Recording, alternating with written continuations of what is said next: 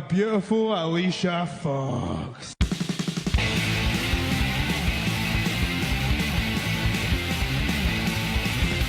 Spoke to you and said this, Bob, but my name's Billy. It doesn't matter what your name is.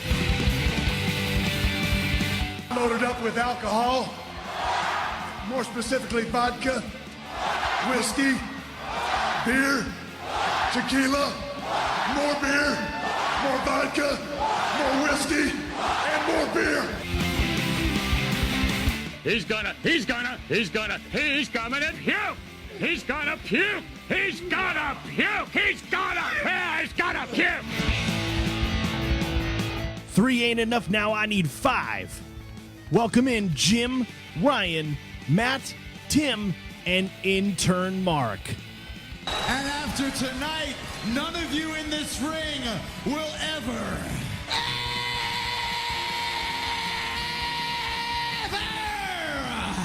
be the same again.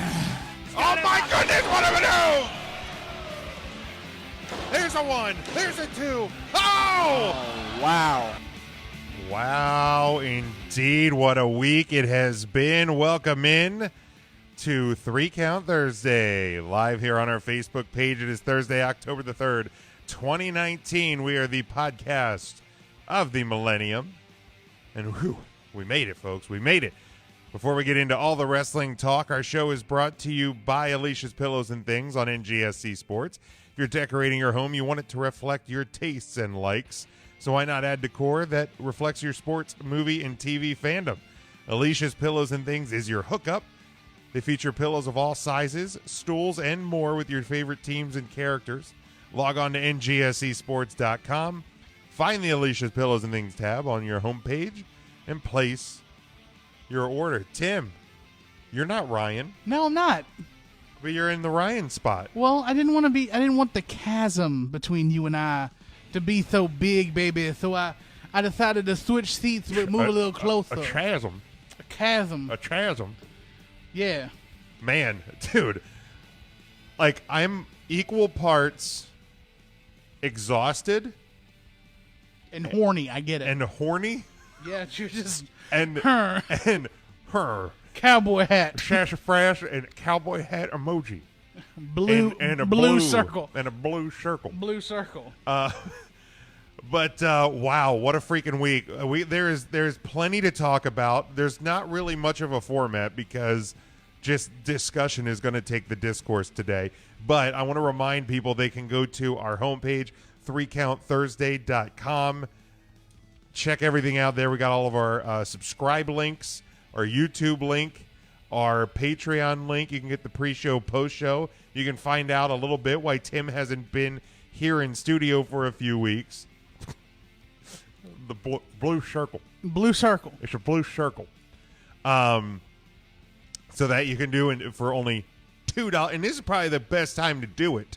You pay $2 today. You get the pre-show, post-show, and all of the bonus content on our Patreon for the entire month of October for just $2 lonely dollars. That's not a trick. Little $2. That's an absolute treat. That is an absolute treat. You can pay more. There's higher tiers, but you only have to do $2.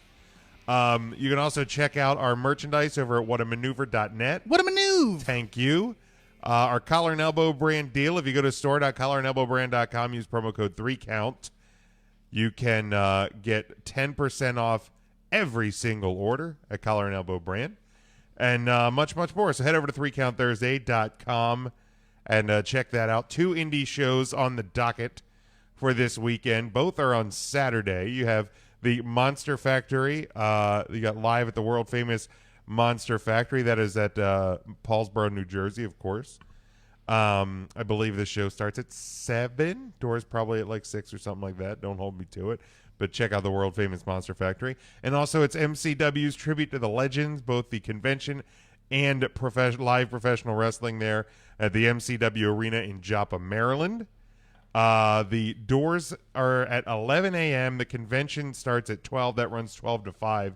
bell time for the wrestling show is at 7 p.m. So you can just go for the convention. You can just go for the wrestling. But let's be honest, make a whole day out of it. It's going to be a beautiful weekend this weekend here in the Northeast. So make sure you check that out as well. If you are following along with us in the live video, we appreciate that. Make sure you give it a like and a share. Get as many people in here because there's absolutely a lot of reaction to be had from the week. There's a preview for the weekend to come. But I think, obviously, the biggest thing is Wednesday Night Wars. Week number 1. Yeah, I mean, it's really good to see that there's another podcast that's stepping up, try to take on Huddle Up. That's really good. Huddle Up, the premier sports midweek podcast. Sports podcast. Absolutely. Don't act like, we're talking about the wrestling. Oh, you're doing a Wednesday Night Wrestling podcast? The squared circle. Oh, the Matt Wars. The Matt Wars on a Thursday. Yeah, that's right. To be a kid again. Cowboy hat, blue circle. No, congratulations, dude, we have a new name for the episode this week. Yeah, I think Cowboy hat and blue circle. Cowboy hat, blue circle. Blue circle. No, I think just initially, that's where I'm at. Like, Ryan came over, and Ryan. We should get Ryan in here. I forgot he's on. He is on the phone. Let me find the mute button. Hold on. Unmute button. Bust out your rotary dial. Ryan, you with us, Ryan? I don't think he's with us. Hello. Did he hang up? Oh, maybe he was. We were testing the call. Oh. And then he left the call, and I think he's going to call back in. Oh, maybe. So we don't have a Ryan. No. And I failed. No, you didn't fail. But he came over, and just watching the show, I forgot how fun it was to hit the last channel button and have other live wrestling on the other channel. Yeah, it was really cool to actually blow I had to pick up the remote and just go... Right. And blow the dust off that last channel button real quick. Yeah, it just brought us back to a better time. Yeah. Or at least a younger time where my joints didn't hurt and I didn't have bills. Right, no responsibility. Yeah. So a better time is a better time. I think is exactly what what I said, but yeah, it just, for the first time since 2001. Oh my God! I was a WWE guy. I'm so glad to be back on television. I didn't know how much I needed Tony Schiavone's voice in my life. Yeah, and my favorite thing was the fact that he was doing stand-up interviews too. Yeah, or at least attempting to. Oh man! Well, no, I guess he did the SCU one. Yeah, SCU.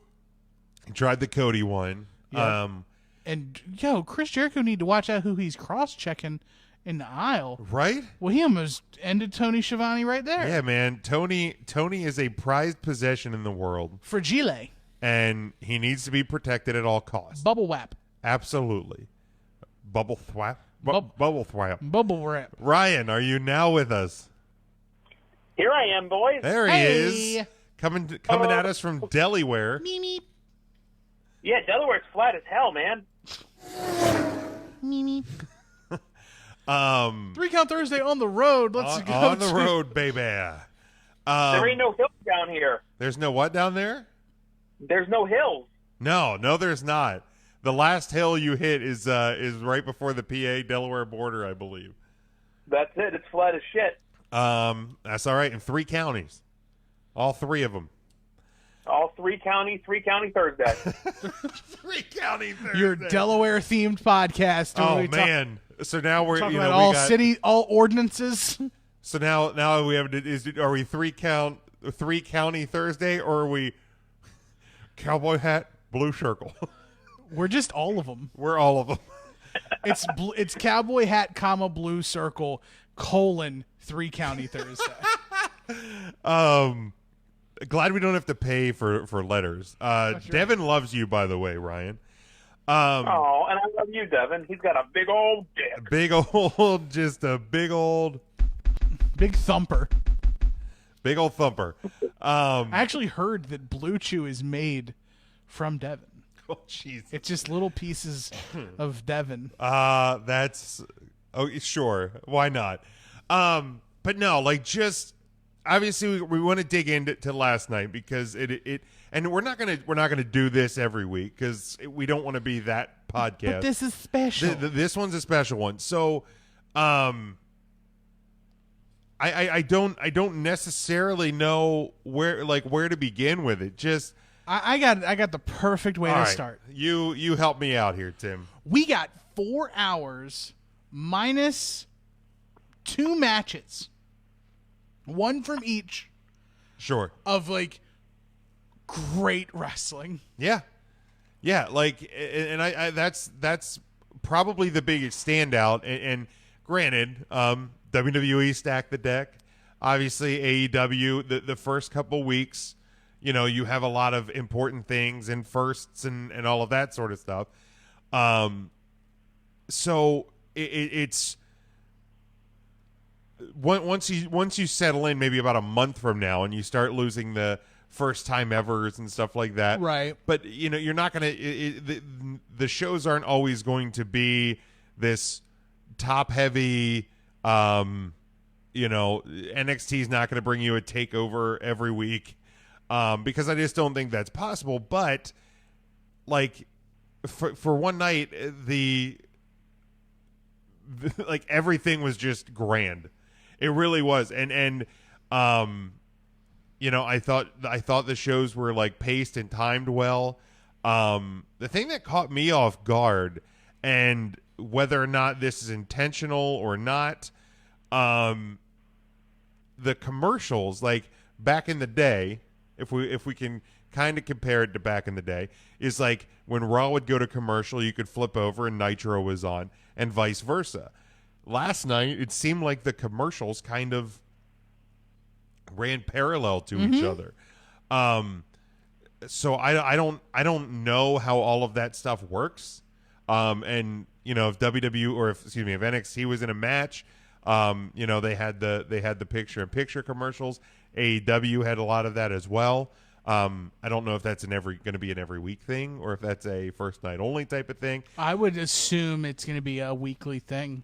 And I don't see why not. You want to try to keep eyes sure as glued to your screen as possible. But I guess really for me, like, the first thing that I just want to like say is kudos to both brands, because everybody has had October 2nd circled on our calendars for a very long time, because we know that's when AEW is around, and even up until the NXT going live announcement, we knew that obviously there was going to be NXT. NXT's on a Wednesday.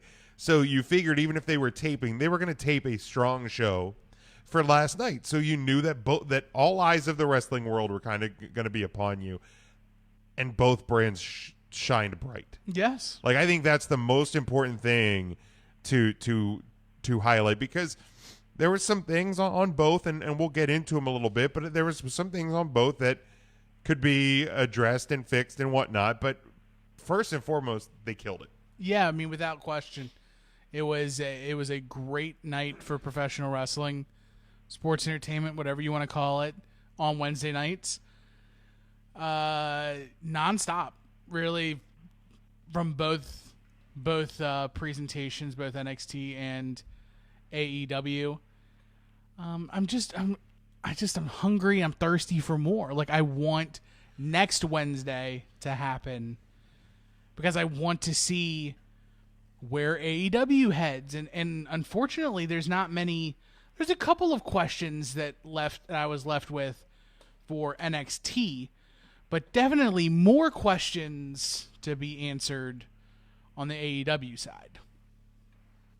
Sure. Yeah. And if we're hungry for wrestling, we're less than 24 hours away from War Wrestling, Right, the A show. which we'll get to there. I jokingly put out last night though that WWE pyro greater than symbol AEW. Like, Yeah, the first thing I thought of when that opening pyro for AEW took place, I went, "Where's the pyro?" I just immediately went to my favorite Dennis the Menace lines, like, your fire's getting puny. Yeah, That's a really poor. But then, like, between Cody and the Hangman and Jericho, that's the pyro budget, man. yeah. That one got burned through, but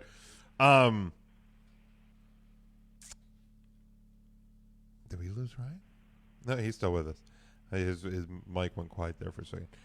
Probably had to fart. No, I'm still here, folks. Okay, good. I'm just listening to the boys in studio. Good. Okay, no.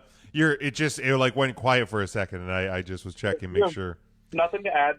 You guys are right on. Good. Like for me, it's there was nothing that was outstandingly bad on either end. What? There's going to be a real, to quote Ric Flair, it's going to be a real hard nut to swallow. It's real bad.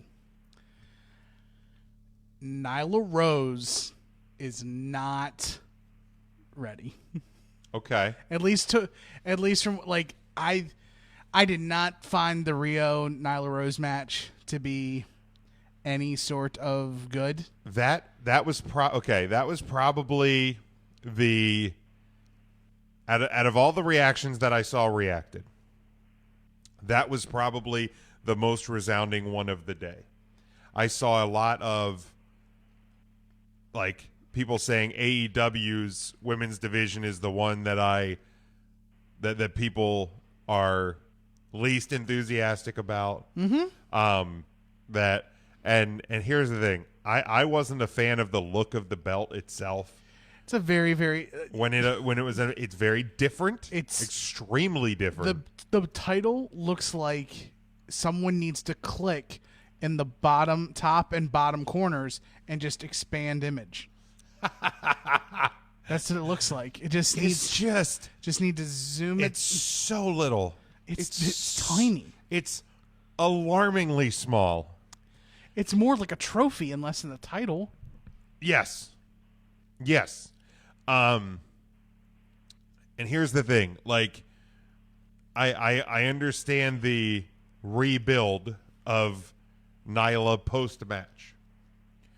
But that was almost worse than the match. I agree. I get what they were trying to do there. Emphasis on try. Yeah. But to me, and this is just speaking from a character point of view, from like my perception of the character, I feel like they've pretty much like already killed Nyla Rose. She has never looked super dominant in that women's division. No, well, she did for the Battle Royale because she went 1 to the wire. And she kicked it. There was questions in regards to the finish with the kick out at 3, which shows a sign of strength. But the amount of boo-boo face that she showed afterwards. Right, you can't boo-boo face when you're and then, like, the monster. Almost killing Michael Nakazawa. And then that was bad. And then that really poor shoving match with Kenny. Yeah, that was bad on both sets there. Like, all right. Now I remembered one thing that bothered me. Why was the referee not counting? There it is. When during that match, they were multiple minutes outside. They wanted to finish. It was the crowning of a champion. Could a referee not be counting and one of the superstars roll into the ring and win the belt via countout? not that they want that to happen. Right. No. But you're a company yeah. that from the beginning of time for your company, you have told us how wins matter, losses matter, rules matter. I don't know if they've ever said rules matter. They've heavily implied it when you spend 14 minutes of the first tag team match you ever had talking about the 10-second thing that they never enforce. They never at any point said, and if you're the brand that is more sport-like, well, guess what? Sports have rules. Well, look, man. All I'm saying is, and the match was never going to end in a countout.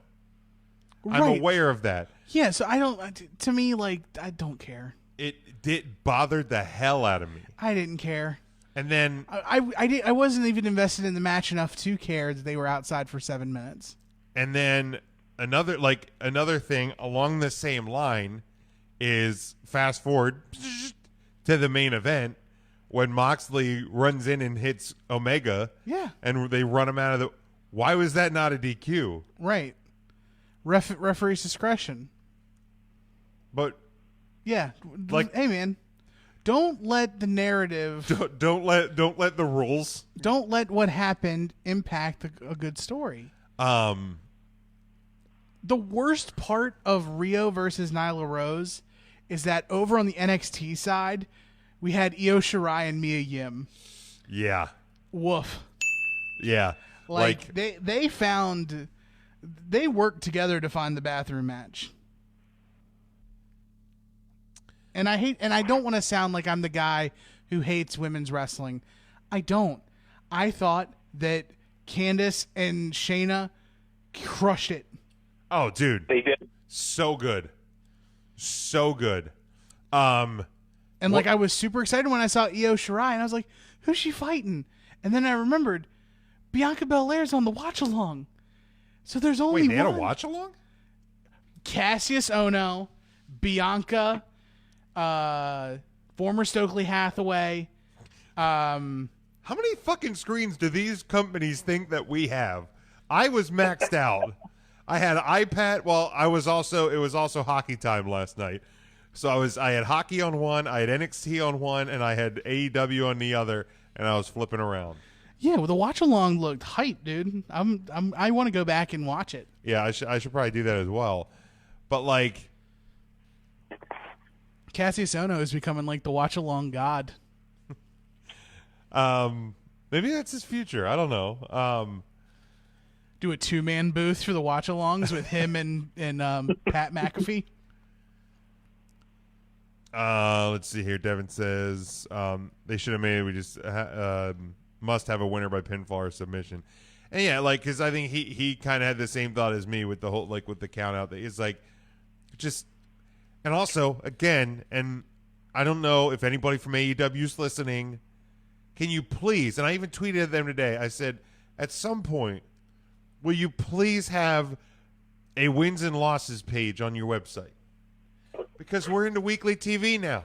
Well, look, man. Wins and losses matter. 24 Analytics, man. Have you been on there today?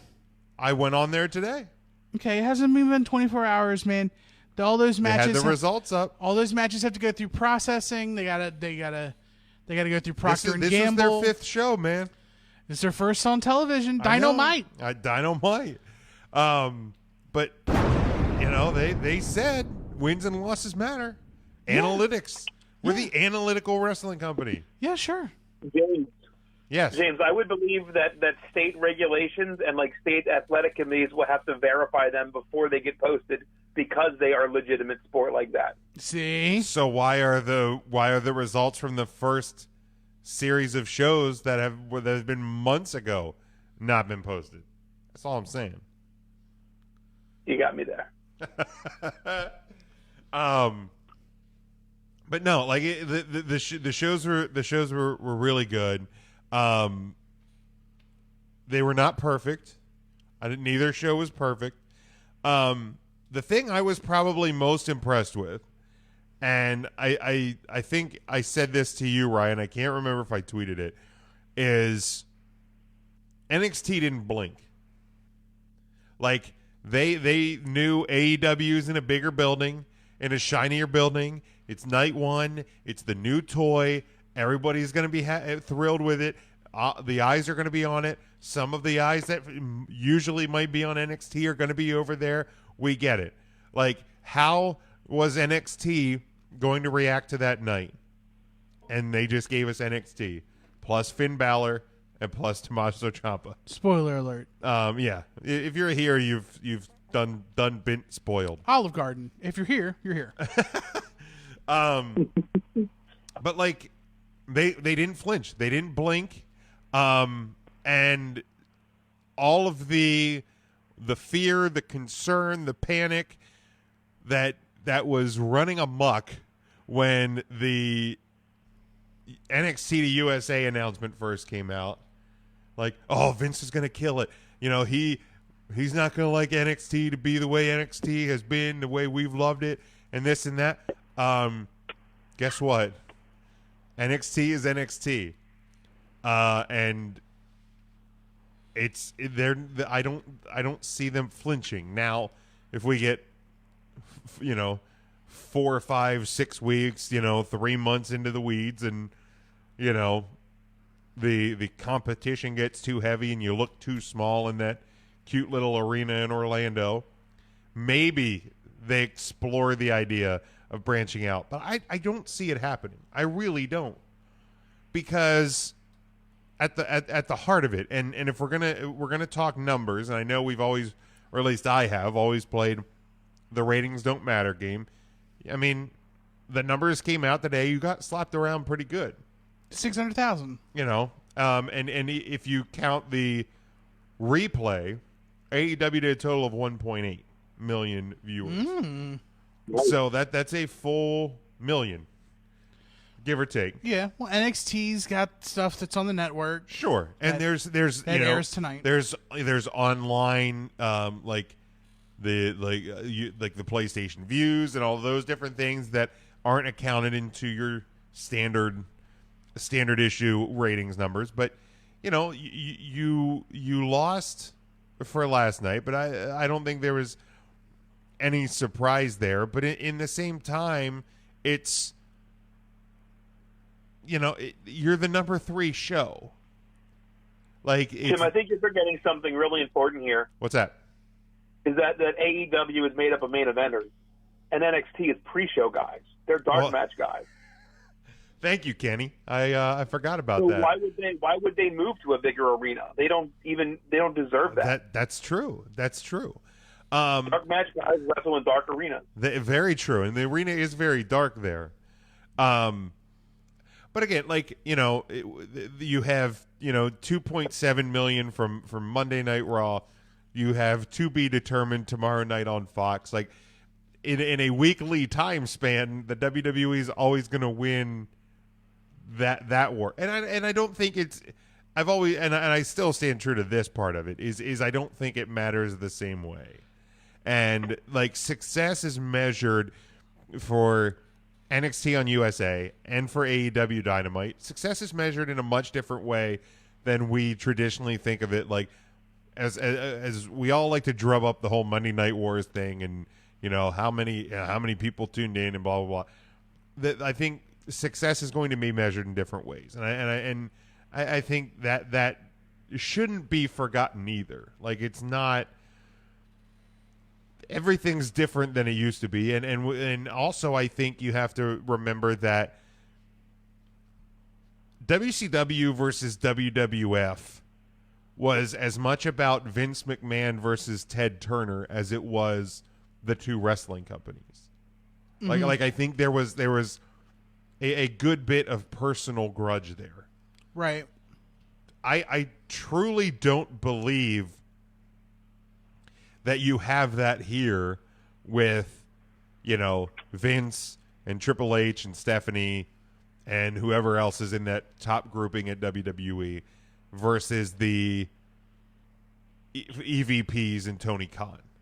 Like, I don't think there's that personal dislike and professional hardcore competition that you had.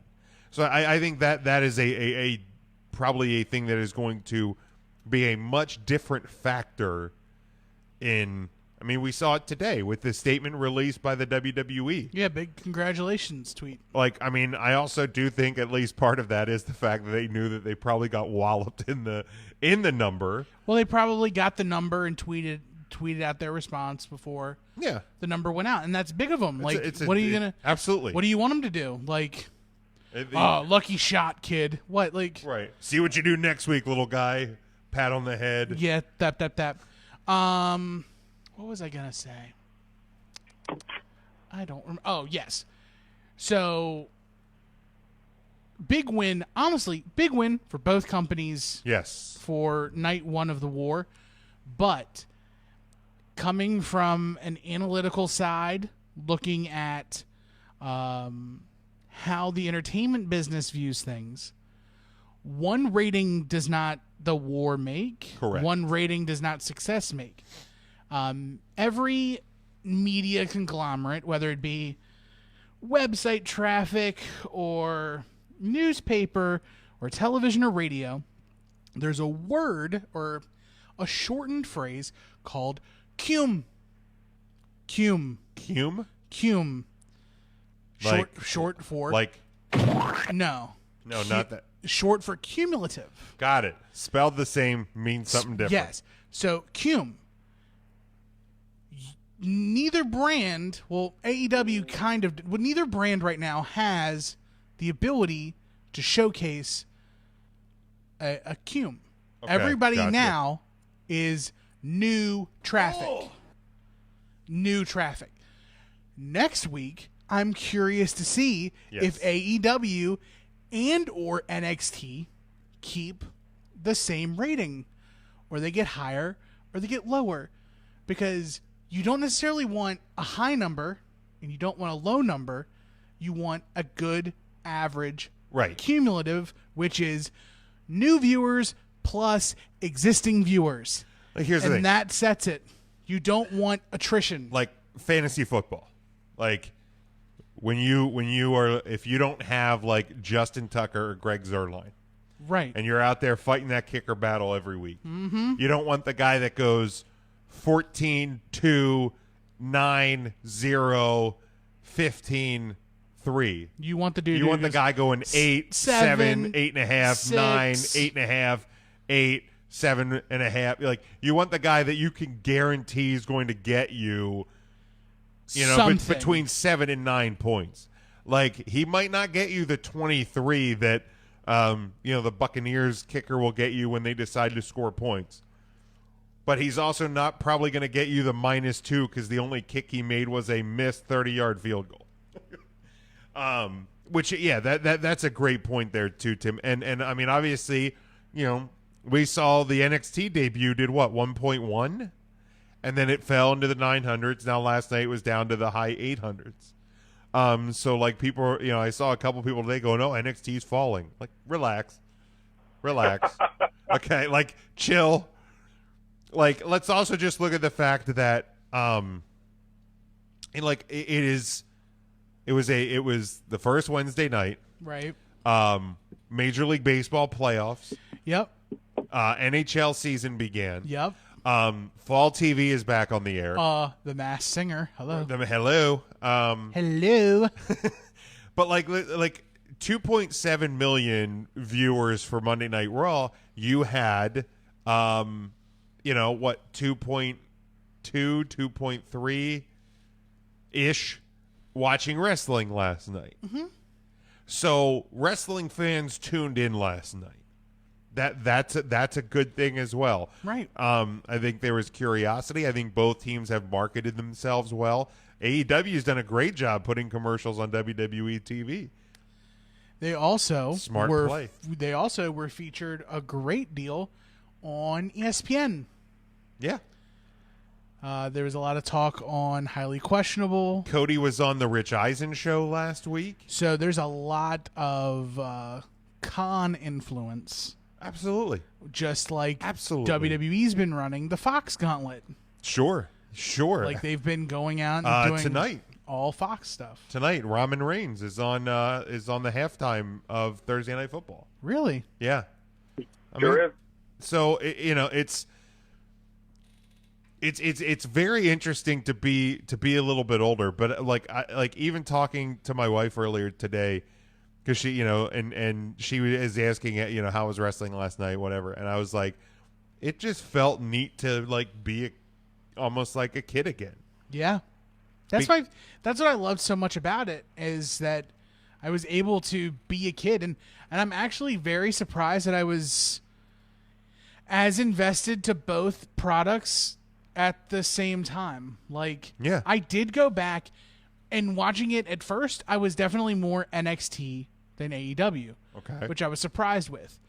But to me, I thought NXT had the better show. I agree.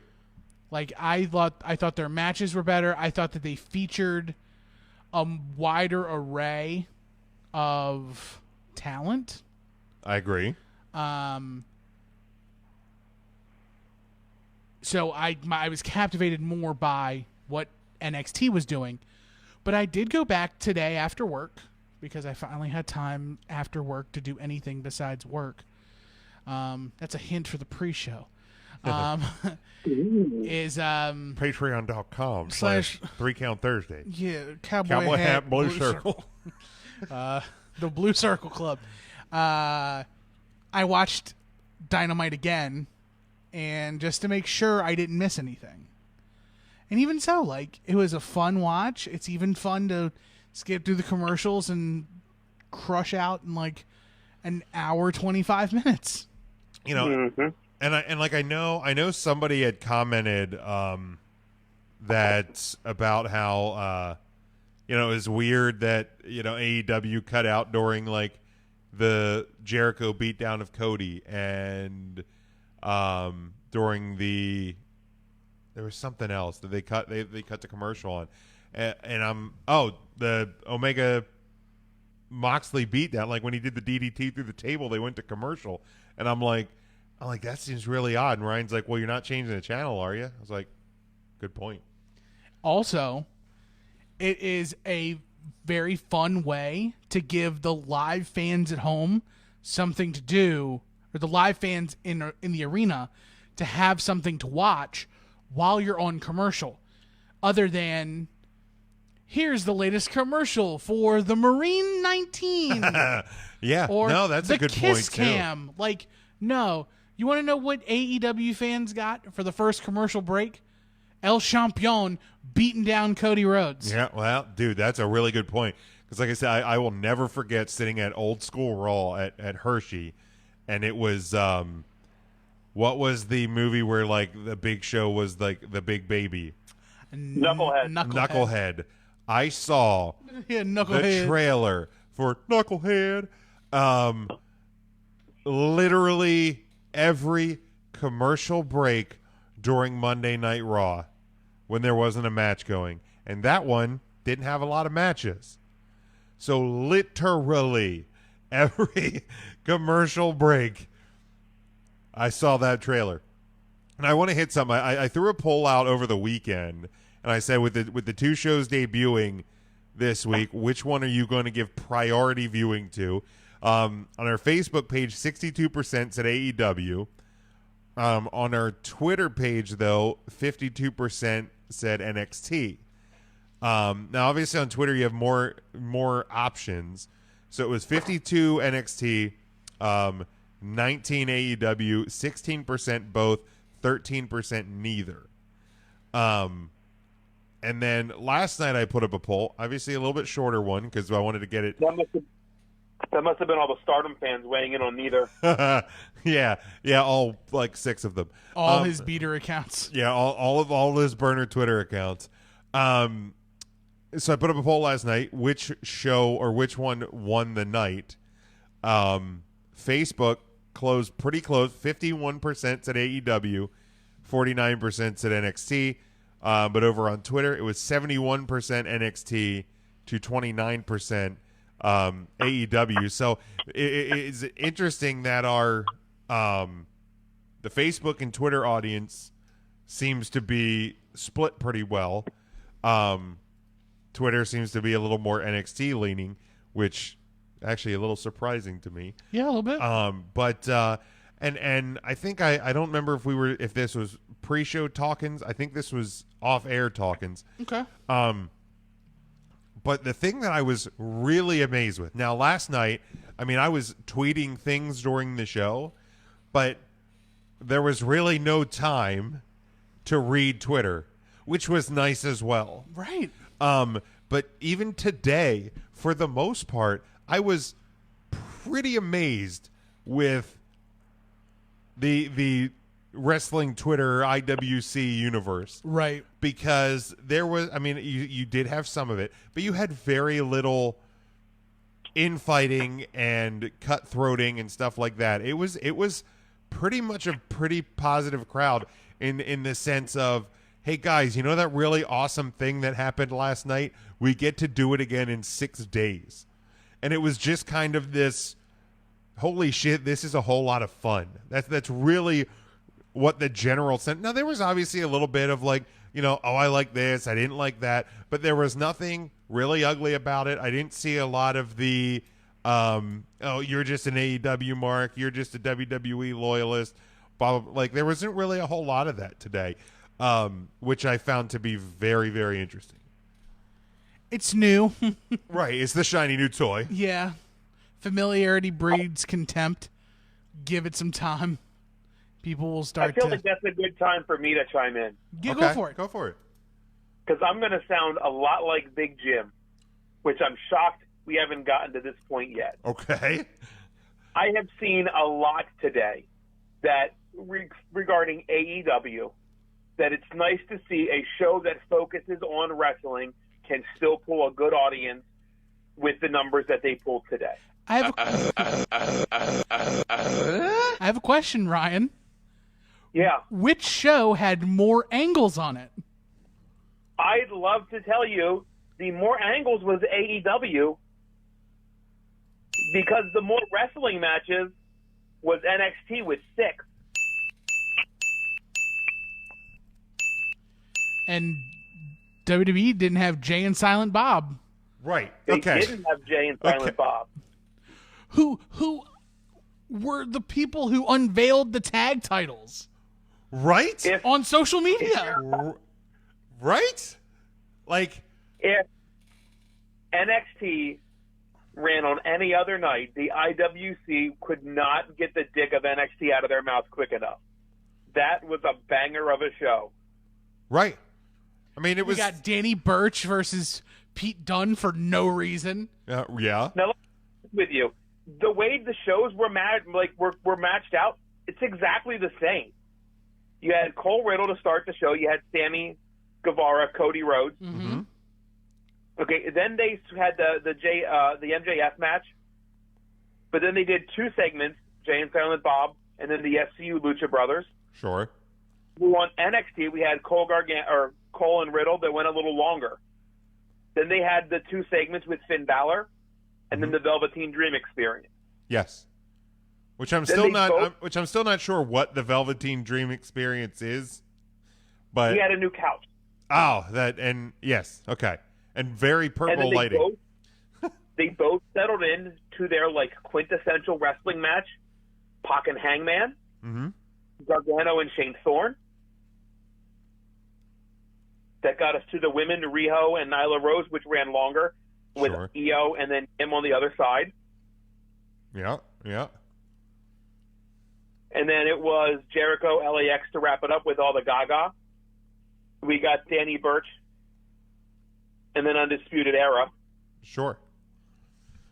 And and then the Gaga Ciampa. And you did. They're really the same show. Yeah, you didn't even get the NXT Women's title in there too. Oh yeah, I forgot about that one. Oh shit! I didn't write that down. Well, and That here's was after Gargano and Thorne. Yeah, but they were very much the same show at the same time. well, and But if you, go ahead. I feel like if you look at talent wise, the nod got to go to NXT. I agree. If you go match for match, Cody Guevara or Cole Riddle, you're probably going to lean toward Cole Riddle. Sure. Looking at it unbiasedly. Mm-hmm. Pac Hangman, that one probably goes to AEW or Gargano Thorne. Yeah, I would But say. that's just because I have Gargano in a bad Gargano fatigue. place. Gargano fatigue. And That's fair. I mean, I would agree that would probably lean in AEW's favor if we're putting jelly beans on the scales. That'd be a two beaner. NXT would be like a one beaner on that one. The women's title match is obvious. Yeah. That one's easy. That's NXT. That's like 3 beans to no beans. The tag matches, CBS scored them both B pluses, so we'll call that one a wash. I mean, I just think with like star power wise that you're probably main screening AEW for the main event. I absolutely would have. Like because any of the segments, seeing Finn Balor on NXT made us instantly flip over. Yeah, yes. The Velveteen Dream experience is greater than Jay and Silent Bob. Correct. I think that segment could have been much better had it not been Jack Evans and Angelico. Honestly, it'd be better if Silent Bob was fat again. Oh, look, man, he died, man. Yeah, he did die. Actually, he was dead on the table, I believe. Yeah, he just I don't know, wear a fat suit. I just don't believe it. Jeez. I get it. He does have a little bit of Star Jones syndrome. Yes. From the view where like you take all the fat out of somebody and they're left with a big Rottweiler head on a poodle body. Scary. Yeah. Like Halloween's coming up. Put a mask on that shit. And somebody tell Chris Van Vliet that the microphone amplifies your voice. But you have to project. Project, sure. Just shout into it. Scream, no. Well, you could also tell Beth Phoenix not to do that. Fair. That's very true. fair. Very fair. Yes. So you can tell Beth Phoenix not to commentate, and I'd be happy. Yeah. I mean, you're not wrong. Commentary wise, the win goes to AEW. Yes. Every day. Yeah. Every. Yeah. Cowboy hat, blue circle. That's it. Yeah, dude. I can't get over how much I loved hearing Tony Schiavone. Yeah. I can't emphasize that enough. Now, I will give a real solid nod to and like I don't know, I'm assuming this is a production thing in the booth. You know, at 10:01 when the wrestling world flipped back over to NXT, the first 3 things you heard was the NXT title match, you saw the tag team championship match, you saw the graphic. Mario introduced all the commentators and like welcomed you in. Mm-hmm. Like so like love with like just it was seamless. Like top of the hour. Within 30 seconds of me flipping that channel, it was that's what it's almost like they're professionals. And the NXT production truck had Dynamite on, and Dynamite had NXT on. Come on, that can't. Almost. Nah, that you can't. There's no way that happened. What, you don't think that Tony Khan can fork over the $9.99? Or do you think he doesn't have an underling that can just create a random Gmail account? They could actually use the exact same Gmail account, but put a plus sign. Well, it wouldn't be on the network. It'd be on one of your. Oh, that's right. It's USA. It's USA. Network. So you just have to. So have never mind. Cable I or thought satellite they were still on the network. Never. I was wrong. I apologize for my. But no, I think lack of diligence. NXT Cowboy hat, blue circle. Won. Sauce it. Did win the night. Like overall, definitely like had the better show. Like the you know and. There was matches and moments within the show of AEW that I was like, man, this is just okay. Like the things that they hit, like I thought Cody and Guevara and the post match and all that was really solid. Hangman and Pac I thought was really good. You know, the main event and the should have been DQ and the brawl into the. I didn't know there was a VIP area. And you know, and then Swag Jagger comes out. That's Jack Hagar. Like, by the way, get them slacks. Didn't think you knew, but he's from Oklahoma. a Division I school named Oklahoma. And like, here's the deal. And this is where I'm going to put the Big Jim hat on. Oh God, take that hat off, put it on. If Big Jim hat, blue circle. SmackDown on Fox debuts, or it's the fucking Raw premiere, or it's Hell in a Cell this Sunday, if you have a big surprise, and that big surprise is Jack Swagger's return, I'm hyped. You and 3 other people. Bruh, Jackie Swaggart is good. Right. But out of all the surprises that you could surprise in the WWE, in WWE land, Jack Swagger is not going off like it did last night with AEW. Depends on what city it's in. Jim, it's always going to fall short until CM Punk shows up somewhere, and then everybody will be fine with whoever it is be after that. Until further notice, he's still wrestling's hot ex-girlfriend, and we need to let him alone. It's true. Let him be. Let him be, and whenever he decides to come out from underneath his turtle shell, he'll be out, and then he'll be with us again. Everybody's always going to assume it's him and be let down when it's not. But, like, I just don't think that the reaction to a Jack Swagger WWE return is the same as Jack Hager in AEW. I think it's bigger in WWE. Dude, I don't. Because of 3 things. Well, 3 words that he couldn't say on AEW television. Well, the crowd sure as shit did. Right. But that crowd would have erupted if Jack Swagger comes in, gut wrench power bombs somebody, stands up, and we the peoples. Okay. All right. I got you. Now, I don't think that especially if he's doing it to somebody people don't like. I don't think the 12 hours later reaction is quite as the same. Like, it depends on how he's used. It depends. It really depends on where they go from here. I just think at least right now, and again, this is totally purely the Big Jim being Big Jim. Like say Kofi Kingston somehow survives the Beast. Okay. He somehow survives the Beast. And then Jackie Swagger comes out and jumps Kofi Kingston. Or say Brock wins and Jackie Swagger comes out and goops him up some of Brock Lesnar. Goops him up. Just gets him, double legs him, wrestler on wrestler. Throwing rope. Minnesota versus Oklahoma. Man, like maybe. Like I don't. You're just a Jack Swagger hater. Dude, you weren't a fan when he was around. Both We the People shirts, thank you. Well, the black one and the red, white, and blue one, and I still have the red, white, and blue one. It's true. I just think that it's really cool to get an ex-WWE guy into AEW because there, you know what I mean? I just think that there's excitement about that because people perceive it as sticking it to the man, I guess. I'll tell you one thing I'm excited about. Like when Ryback debuts on AEW next week, people are going to go crazy. They wouldn't go crazy if he came back to WWE.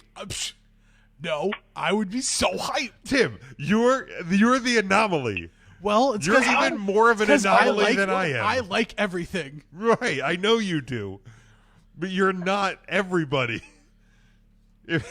If you were everybody, there would have been no need to buy WCW and the Monday Night War. We just would have always been at war. The wrestling war would have been the war on terrorism. It would be the war on terror. Because it never would end. Oklahoma. Sooner. It took me 9 minutes to write that. Boomer sooner. Sooner. A sooner schooner. Kota Ibushi. Cowboy hat. Blue circle. I'd like to point something out that Sure. was like really historic last night that I don't think many people gave a lot of thought to. But on NXT last night, there was a couple characters that were very influential in the first Monday Night War. Oh, yes.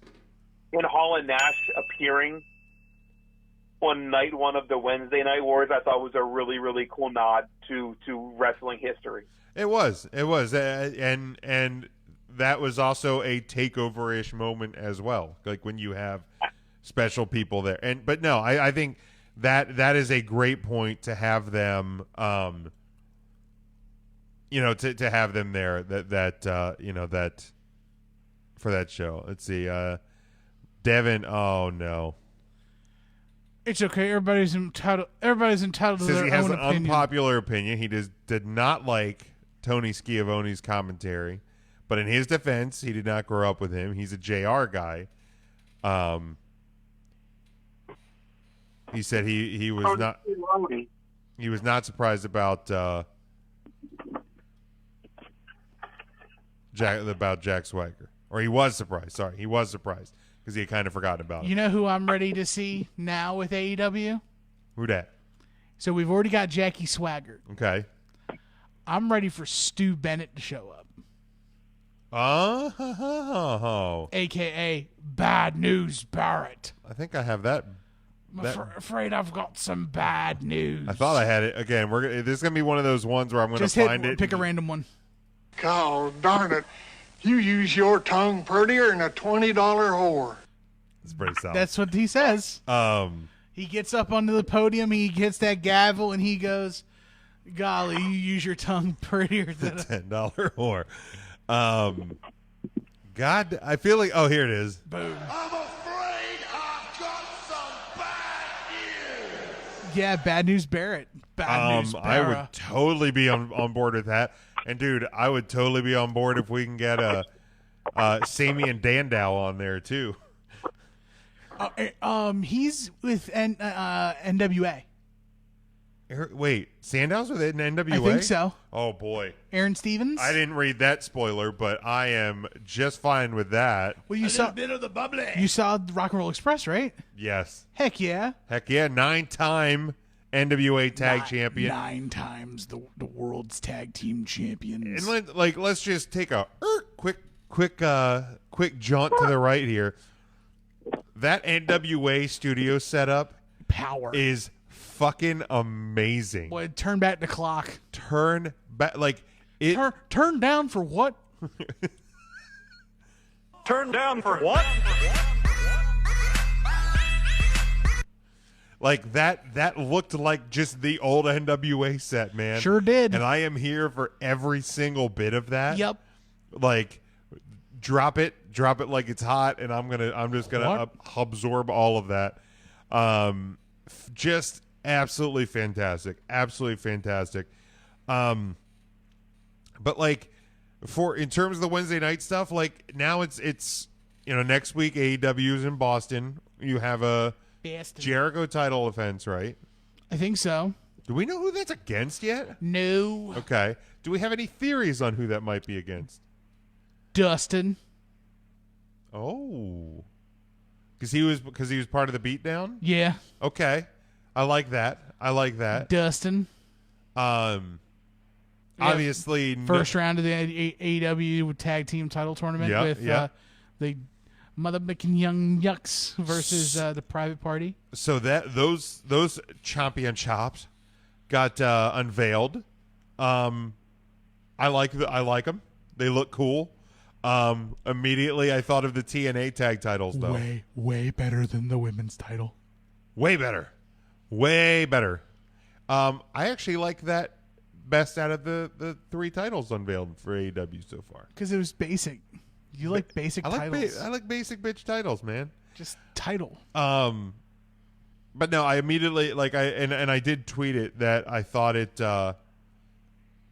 they looked like the old TNA tag belts on steroids. They are. They are. But no, they look cool. But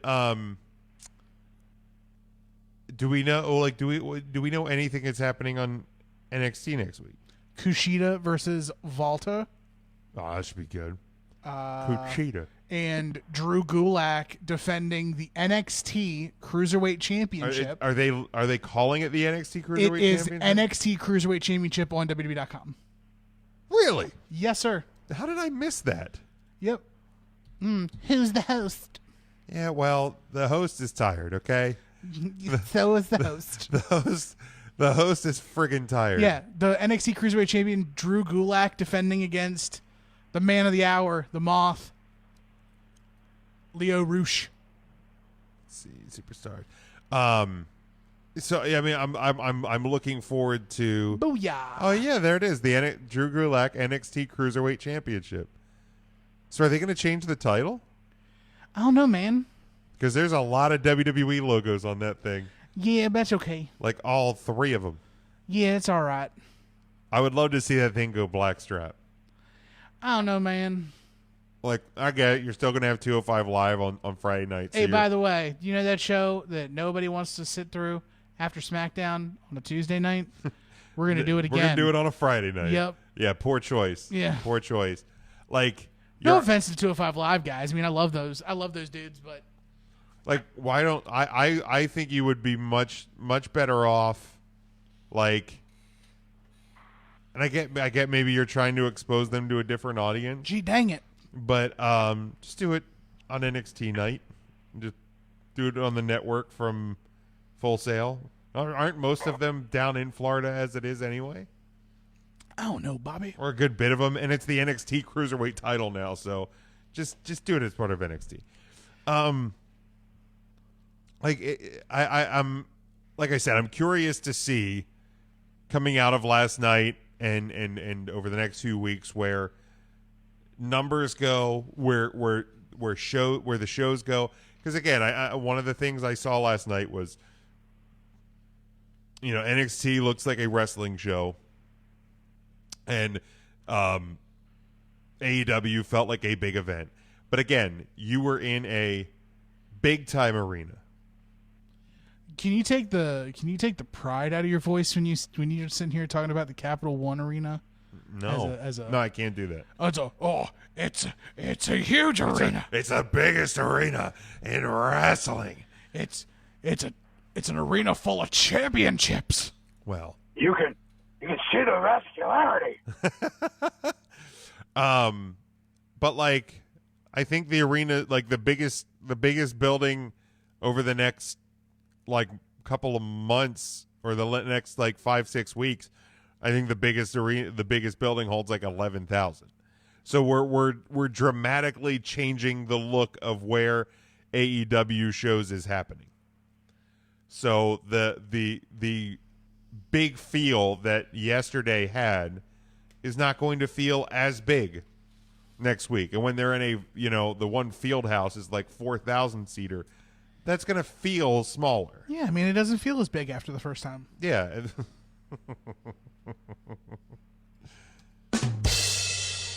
Cowboy hat, blue circle. Sauce it. But you know, I'm very much looking forward to the next few weeks with Wednesday nights. Absolutely. I'm probably, and I tweeted this out today, that I am probably more reinvigorated about wrestling than I've been in a while. Like this is typically a point where, like, because it's fall TV shows, it's football season, hockey starts up, like wrestling, not that it's ever not a priority to me, but it loses a little ground and then it picks back up around like Rumble season. Yeah. Rumble and Mania season. So you know, I'm already back on the upswing with wrestling because of this week. So let's scoot back just for a minute and like touch on a few things from Monday night, because you had the new set and Pyro was back and new commentators and all of that stuff. I liked Monday Night Raw this week. It is no longer the A show. Yeah, you were told that from the minute you saw that commentary team. Look, man, when you go, who dat? That's Jerry Lawler. No, the other guy. Booker T. Jesus. I swear to you, I bet you there were some fans Probably who thought that was Booker T. Shuck a duck a quack quack. And they probably saw Vic Joseph and was like, Todd Grisham? I didn't think Tom Phillips looked like that. Yeah, I did not care for comment. Well, let me rephrase that. It was slow. It was bumpy. It was bumpy at the start. I am neutral on commentary because I can't recall a single thing commentary did. Like, I can't even. I'm fine with that. I was focused so much on like what was happening in the ring and the through lines of the entirety of Raw. Sure. Like, what about you, Ryan? What did you think of Raw? I'm sorry. I was busy thumbing through the TWI 500. Where'd you stop? Where, I shit you not, David Arquette made his debut in the PWI 500. Ooh, is he in like the 300s? Nah, 453. Okay, good. Okay, yeah, good. Okay. Yeah, it's where he belongs, but it just caught me off guard, so I was just thumbing through it. Always one of my favorite reads. 453. Also, the number of millions of dollars he's made over his career. Just about. Love those Scream movies. Happy Halloween month. Oh yeah. Happy Halloween month. Spooky. I was fine with commentary on Raw, mostly because Renee Young was gone.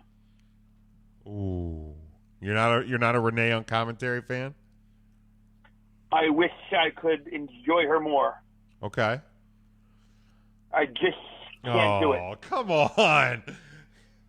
He's making fun of her lisp. I'm sorry if that upsets you. He does not. I don't hear a lisp. Listen hard. It's there. It's there. Here's the thing. This is what I'll say about the commentary team. You're making it sound like she sound like Lou Holtz. I Put your pants on one day at a time. Same way we do. We just one leg at a time. We go out there, we get the football, we kick some ass. That's what we do. Okay, you guys sound like deaf people trying to talk, y'all. Have you heard Lou Holtz talk? That's a good point. That's fair. Somebody bring the mascots out here. Are you doing the water boy? Yeah, sure. Did I just mix Lee Corso I think and so. Lou Holtz? That's okay. They're the same guy. Basically the same at this point.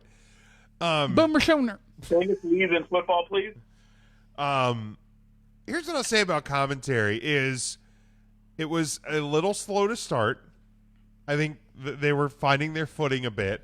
I thought by the third hour, like partway through the second hour and definitely in the third hour, definitely the main event, I thought they were really clicking together. So it'll probably be a little bumpy early again this coming Monday, just because it's been a week since you worked together. Well, Sunday actually, but it was fine. And I know for various reasons people aren't a Jerry the King Lawler fan, be it personal, be it professional, what have you.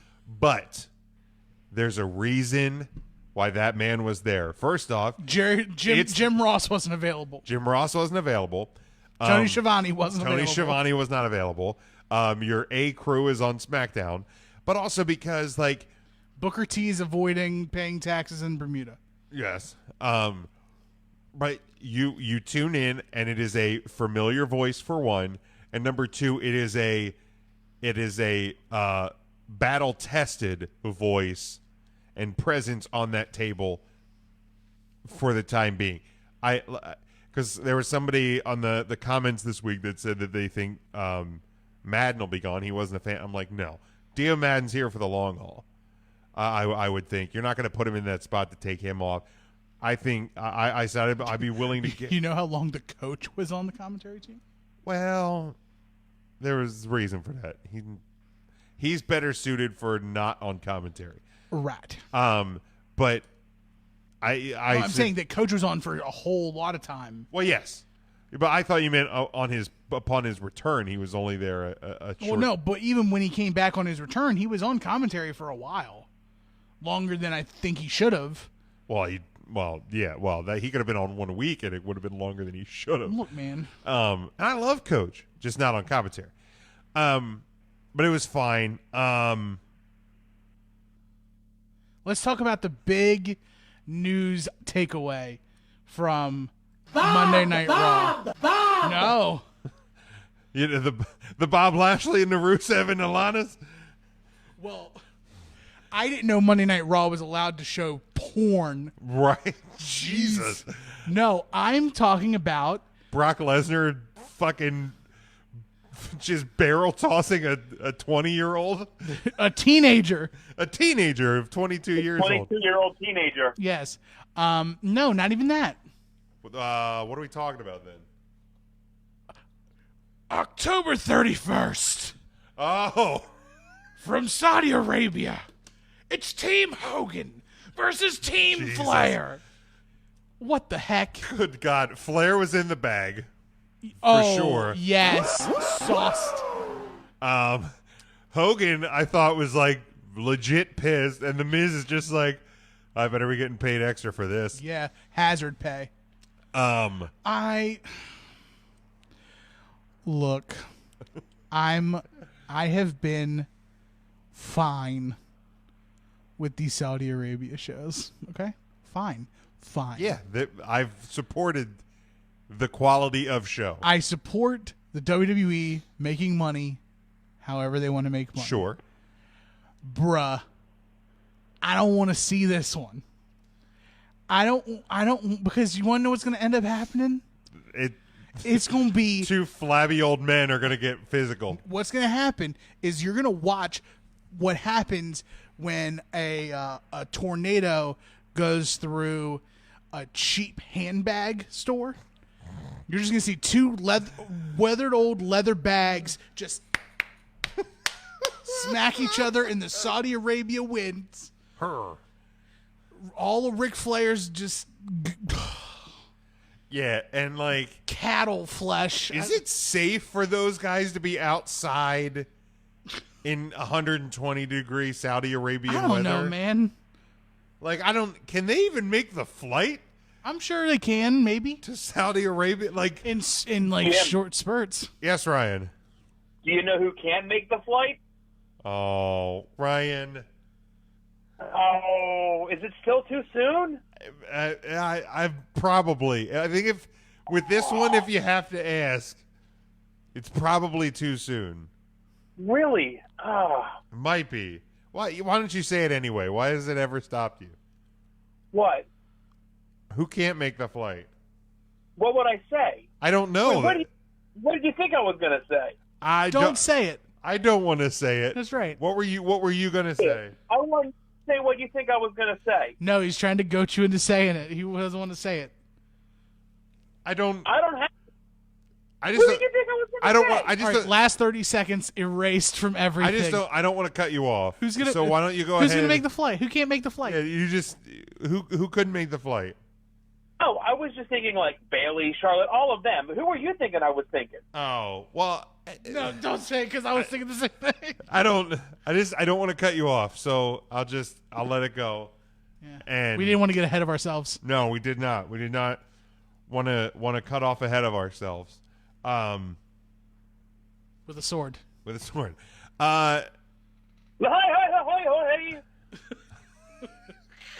Did somebody cut you off? He's reading the PWI 500 walking on the beach. Somebody just cut him off.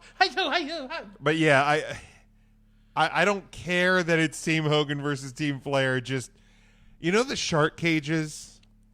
Can we put them in the shark cages so they can't fight each other? And I mean separate shark cages. Can we actually, instead of that, can we have actual sharks? Because that's the only thing that would make me more excited. That's true. Like actual sharks there. But yeah, so Halloween, we get the scariest thing possible. At Sands of Time 2. I don't know what it's going to be called. I like the fact that they're trying to do a Survivor Series thing before Survivor Series. Sure. I mean, that's cool. I mean, whatever. Yeah. There's like one Survivor Series match at Survivor Series anyway.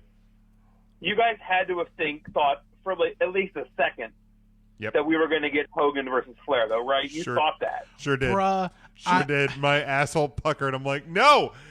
Look, I try to defend everything this company does, but no, don't do it. Don't do it. Please don't do it. Instead, we're gonna get them in a 6-on-6 match. That's what's gonna happen. God. Other than that, I thought Raw was so good. It was. Because everything just felt like everything bled into each other. Like it was just, there was a one continuous through line. I felt like if you missed a little bit of Raw, you hurt more for it. There weren't as many recaps throughout the There was night. a couple, but very few. There was no Kevin Dunn shaky cam. It was so great. Praise. And let me tell you, folks, whether you're watching along on Facebook, thank you so much, like and share. Or if you're listening through your podcatcher of choice, rate us, review us, give us 5 stars, because if it's 4 stars, we're inclined to think that you're a hater. Yes. Bob Lashley and Lana made Whoopi on the Raw set. So much so, they had to edit the makeout scene for YouTube. Really? Yes. Wow. They edited out the 3rd round of kissing. I watched for posterity alone, and not the fact that was possibly the hottest thing I had ever seen on WWE television. Like, I'm not even kidding. Like, that was borderline smut. Yeah, it was. But somebody tweeted, I forget who it it got was. turned up. Somebody tweeted that, like, in 2019, Paul Heyman is booking all of his porn fetishes on Raw between a cuckold angle for a pregnancy and a I forget what the exact phrase was. They're both but BBC white girl thing is like just just like a BBC cuckold. They were both cuckold. Just wait until Nia Jax comes back for a giantism angle with Chad Gable. And like, That's a huge bitch. Like, but I say that, and part of you's like, I'll watch. Well, and I mean, let's not forget that Mr. HLA himself, Eric Bischoff, is overrunning SmackDown, and you had the wrong team, Sonya Deville, pulling the hair over Mandy Rose's ear the other week in that longing stare. I would like that very much, please, thank you. So I mean, I was watching SmackDown. That was the last week, and I was like, they're not going to do HLA in 2019, are they? I think they're going to do CLA, classy lesbian action.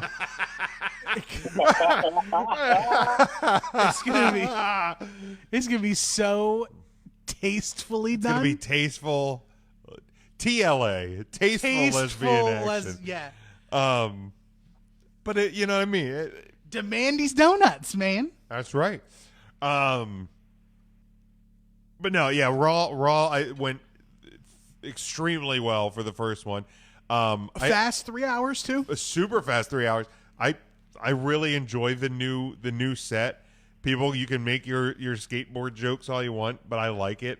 I thought it had a good, healthy mix of old and new because, like, if you look at it from the right angle, it just looks like a big old Tron. So it had that nostalgia feel to it, but it still had all the bells and whistles of a new setup. I like the fact I've heard it referred to as the half pipe. Yep. And I've also heard it referred to as the American Ninja Warrior warped wall. And like people got really hung up on that the entryway was off center. Look at a lot of Raw sets. There's been a lot of off center entry points. I like it off center. Over the course of, heck, the last one had an off center entry point. The one before that had an off center entry point. Go ahead and look back on the history of Monday Night Raw set. Did you see the meme that they came out with when they first showed the picture of the ramp, or the vert ramp Tron? Somebody that like had just like MS painted a picture of Jeff Hardy onto the wall? No, so it was Okay. like, how are people going to make their entrances on this thing? Look at this. And it was Big E doing the splits down the... It was so good. That's solid. That's solid. We'll talk about how Raw went off the air when we look at one of the 3 announced matches for Hell in a Cell. Is there really only 3 matches? There is only 3 matches, but let's quick look at tomorrow night. Obviously, is the first ever SmackDown on Fox. Obviously, you have The Rock has been announced. You're celebrating 20 years of SmackDown, so a lot of heavy hitters are going to be in the building. You have Kevin Owens and Shane McMahon putting their careers on the line in a ladder match. We have a 4 horsewomen match. It's a tag match, right? It's Becky and Charlotte versus Sasha and Bailey. Then of course Kofi and Brock. Yep. Plus run-ins from Bill Goldberg, Stone Cold Steve Austin, The Undertaker, Sting gonna be there? Stang's there. Stang's there. Yeah, there's gonna be a lot. There's gonna be a lot of people, a lot of extra people. What do we? Because I know, obviously, new set, pyro, all of that. There's a lot of people clamoring to get fisted tomorrow. Yo, if I don't get fisted tomorrow, I'm gonna be big mad. You're hoping for the fisting? Yes. I would love to see the fist stage come back. I don't think they're gonna do it. I think it will be more in line of screens and lights and all of that. That's gonna be me. That's gonna be me. Tim will be big mad. Big mad. That's gonna be my name tomorrow if I don't get fisted. That's gonna be the interesting thing. Devin brings up a great point here. Is what stage will Hell in a Cell use? Because obviously, in recent years, it's been a hybrid of the Raw and SmackDown stages. Like when they do the big pay-per-view weekends where they run NXT, pay-per-view, Raw, and SmackDown in the same building. That is, I would, if they're going to use a shows set, I'd be more inclined that they would use the Raw set. Well, obviously the Hell in a Cell set has to have tentacles on it that can grab people because that's what they're promoting on the commercials. But I would this is honestly my hope is that you take some of that Saudi money, you take some of that Fox money, and you have a Raw set, you have a SmackDown set, and you have a pay-per-view set. So that, yes, you're not going to get new staging for every single pay-per-view, but your pay-per-view set is distinctly different than your Raw set and your SmackDown set. That's my hope. Is that going to happen? Smart money in my mind would say no. This cost for a cost measure because you would still have to truck it out to an arena and look, man, I ain't worried about Hell in a Cell, man. I want to be fisted tomorrow. I don't care about Sunday. We have plenty of time to get till Sunday. You could have it be the old. You could have it be the old Jakks Pacific Titantron action figure set. I'd be fine with that. But it's actually just. Oh, it's just actually just that, and people have to step over the now toys. Entering the Titantron. They walk out and step on the thing. And and then that's when their horrible music plays. That's what I would. If you give me the fist, I would happily take that for Hell in a Cell. Get fisted. Just get fisted.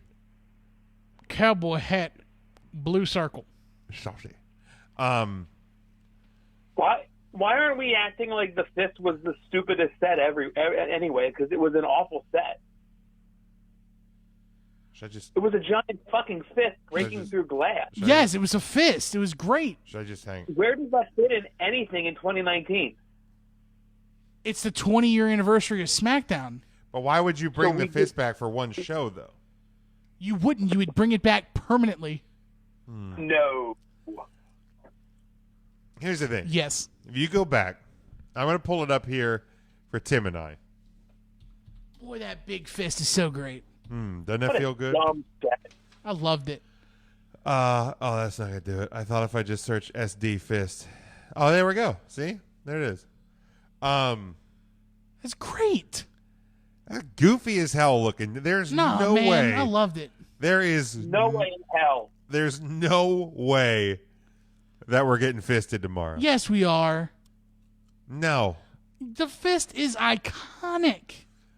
But, you know, like... So was the big 4 circles around the stage. Yeah, the Ovaltron. The big oblong thing. I would actually rather see Ovaltron than I would to get fisted. Bruh. I think you've got a better shot of seeing individualized pay-per-view sets than seeing the fist tomorrow night.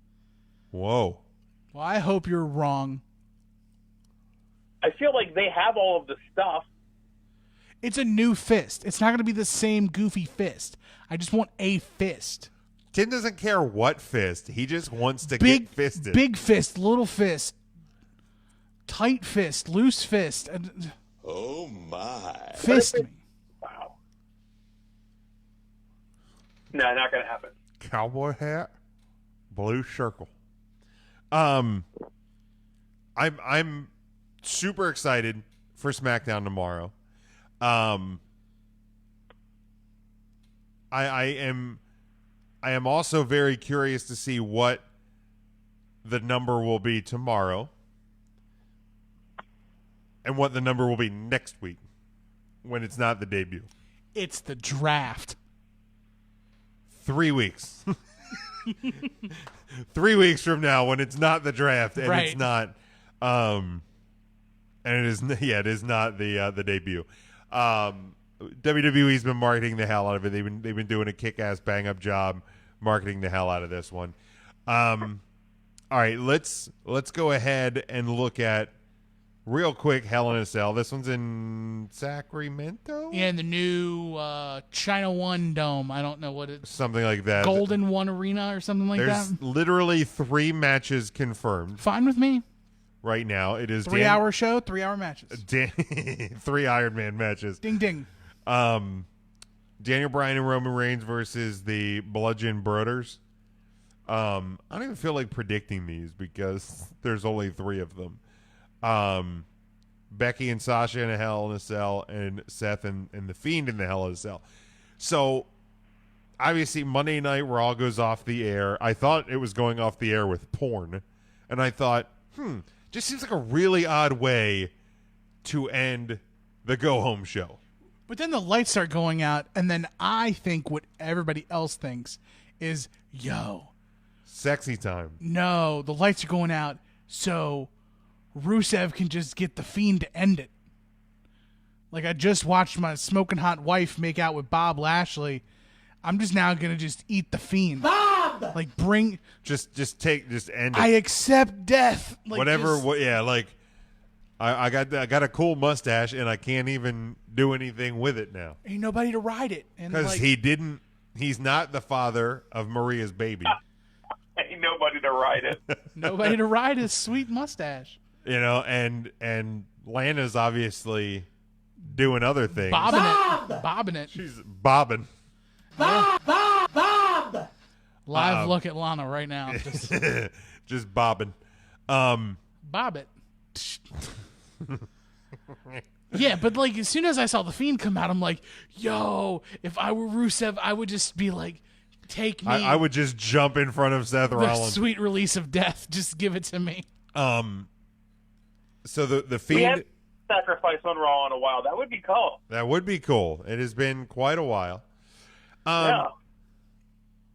So the Fiend gets Seth on Sunday. So by the rules and standards of professional wrestling, he shouldn't get the upper hand on Sunday. I don't know, man. Like this is, to me, this is the truest of all true things, of all the things that I care about this weekend. once we get past SmackDown on Fox is how do you not like? Because I don't think the Fiend has to walk out of Hell in a Cell with the championship for this not to be fucked. But they talked about that on the. They talked about that. They foreshadowed the Fiend losing on the Firefly Funhouse too. What do you mean? So Bray Wyatt. Did I miss it? Like, yeah. So Bray Wyatt must have missed the. Bray's talking about the Fiend, and he goes, "The Fiend will be around no matter what." Go back and watch it. Okay, I have to go back and watch. But like, he basically like relays the fact that like the Fiend's always here, no matter what. But I also think you can do that with a referee reverses the decision sort of a thing, because I don't think the Fiend should lose. Why would the referee reverse the decision in a Hell in a Cell match? What makes more sense, Jim? Not counting out for 3 minutes during a women's title match, or a referee reversing the decision of a Hell in a Cell match? I'll wait. Jeopardy music. Hit it. It's absolutely the Hell in a Cell match, Tim, because he doesn't relinquish the hold after the final bell. He's awarded the match. He's the new champion. He doesn't release a mandible claw, leaving the only decision for the referee to reverse the decision. Nah, fam. It's actually upholding the rules that are written even more. Nah, man. Like they're not gonna do that. Then the Fiend has that entire. You know what happens if the Fiend wins and he keeps the claw on, and then they count to 5 and he doesn't let go, and they reverse the decision? You know what happens?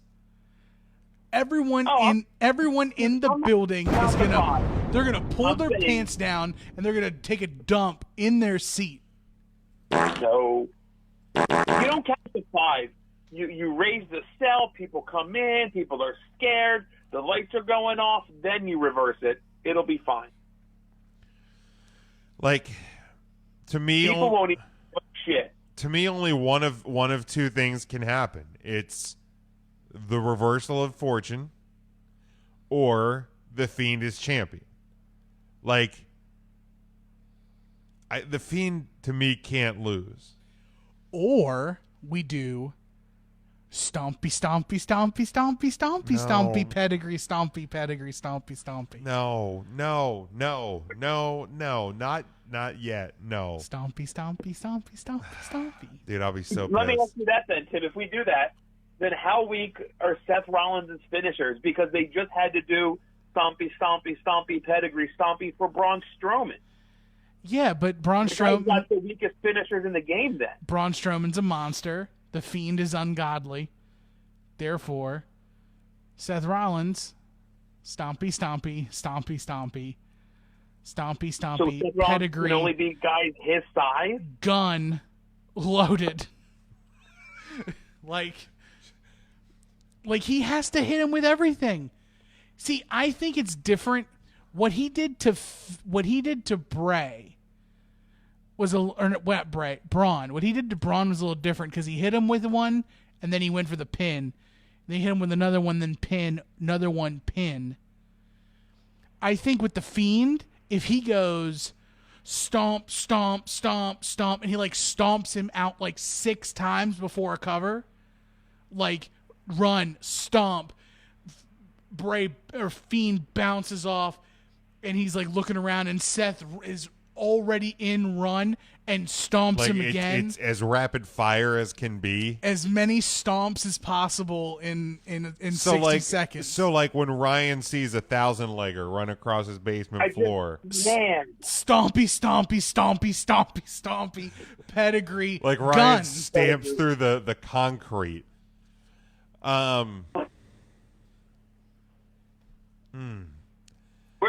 me ask you this then. Where do you go Monday when the Firefly Funhouse comes on?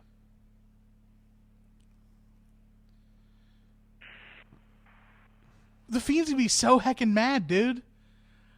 Like Bray's trying to keep it all together, and the Fiend like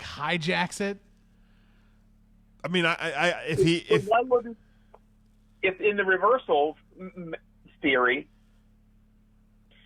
why wouldn't you could roll right into Monday with Bray Wyatt being so apologetic because the Fiend went out of line and it was absolutely right to take the championship away from him because it's the Bray Wyatt character. And then the Fiend can come out and be angry. I think it adds more story having a sorry Bray Wyatt that the Fiend went so far and almost really hurt Seth Rollins at Hell in a Cell. I think the Fiend wins the title anyways. I'm not even thinking about another option. Right. I'm literally humoring it. I think the Fiend wins in dominating fashion. I think so too. And I to me that's Seth Rollins has looked like a punk this whole time. You can't sit in a corner and go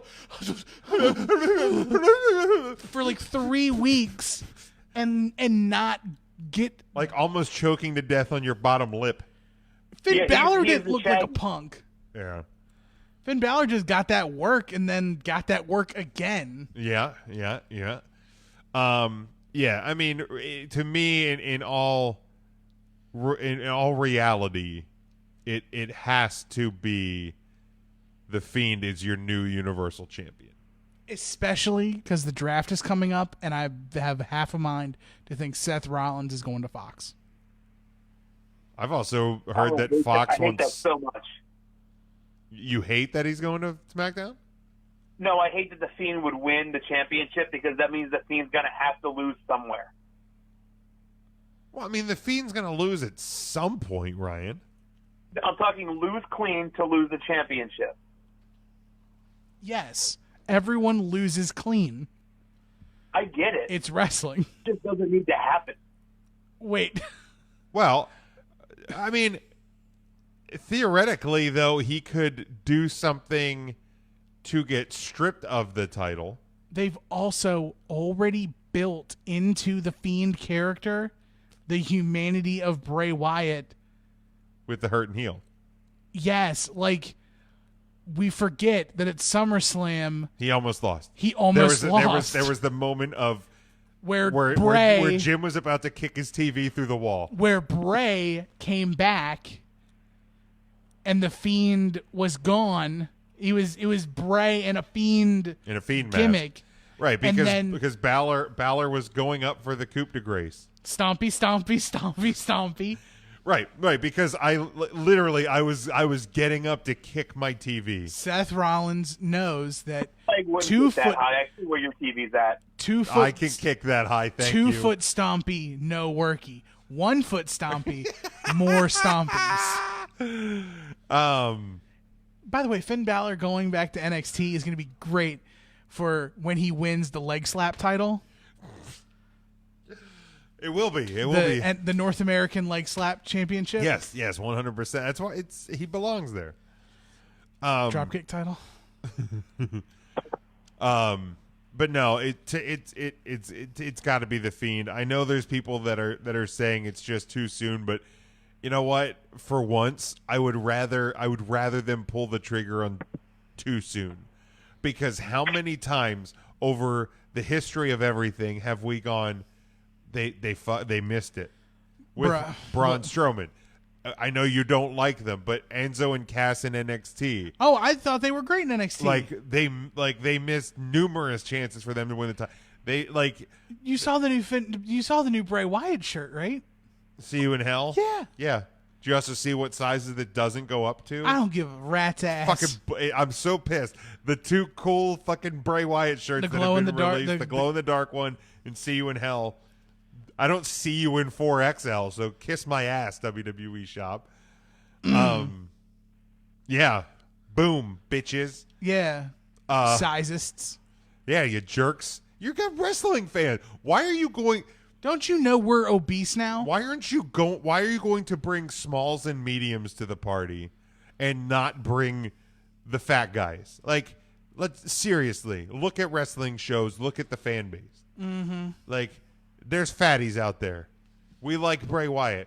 He was once one of us. He is one of us still. I mean, he's, and I'm not saying this to be funny. He's more husky now than he is fat. He's thick. But like, Because he does the muscle man dance. But he does. But he was fat. He was fat. Now he's thick. Did you see Bray Wyatt on the news? I retweeted the video. I didn't have a chance to watch it. It's a 4-minute video. With the weatherman and all that? Well, no, there was him doing the weather, but there was also another thing of Bray in the Firefly Funhouse gear, the sweater and everything, doing a 4-minute stand-up interview on like Fox 40. Oh my God. Where people are like, what? Just end the show. What's the Hell in a Cell? And Bray Wyatt's like, oh, it's an awful place. Like, it's so, oh my God. It's so unnerving. I need send a message to the group that I need. I'm gonna send you the video. Send the video because I need to watch that as well. But yeah, I have not seen that either. I can't believe I missed it. Yeah, I missed that one. But I know there was some people and our pal Scotty like pointed out how there was only 3 matches confirmed. I'm like, remember, you have a WWE Championship match tomorrow night. Like, because I know like PW Scorecards has had to kind of change how they, because usually the scorecard dropped on Wednesday. Well, guess what? You have a show that is going to change and alter potentially storylines on Friday. So everything, we don't know what this is going to do to a pay-per-view prep having SmackDown on Friday. We're going to get the first taste of it tomorrow. So that is another reason why there's only 3 matches announced. As for the draft next week, have they confirmed or denied is NXT eligible in the draft? Like, I know the draft starts on SmackDown. Okay, so it is just purely Raw and SmackDown superstars. Okay.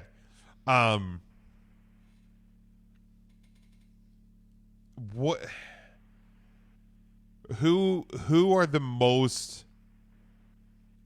Let's go top 3. Who to you is the top 3? And Ryan, I'll bounce it to you first because Tim's trying to find the video. Oh, I have it. Then whoever wants to answer first.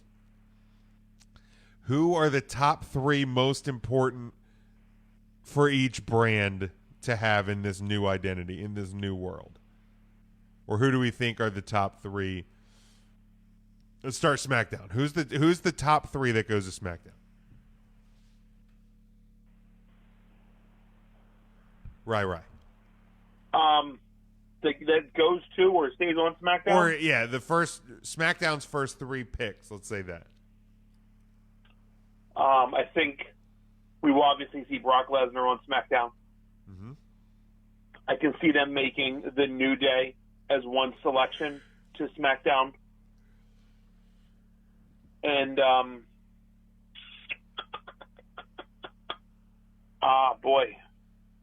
Charlotte Flair. Okay. Timmy? So I'm going to have Seth Rollins on SmackDown. Give me Ronda Rousey, SmackDown. Ooh. And Raw will get... Well, I just first 3 on SmackDown. First 3 on SmackDown. Ronda Rousey, Seth Rollins...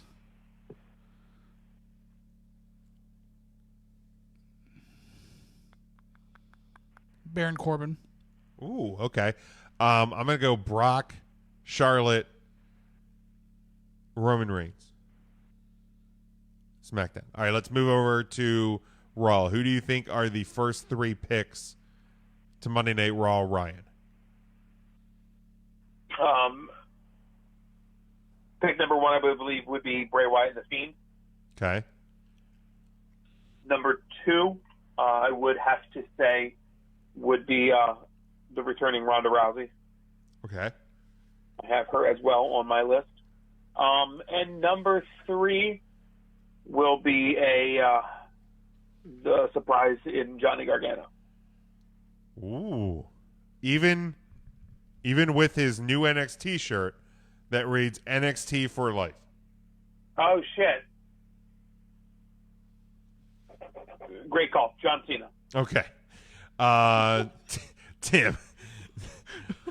Tim. Max Moon, Bastion Booger. I don't know. Randy Orton to Raw. I'm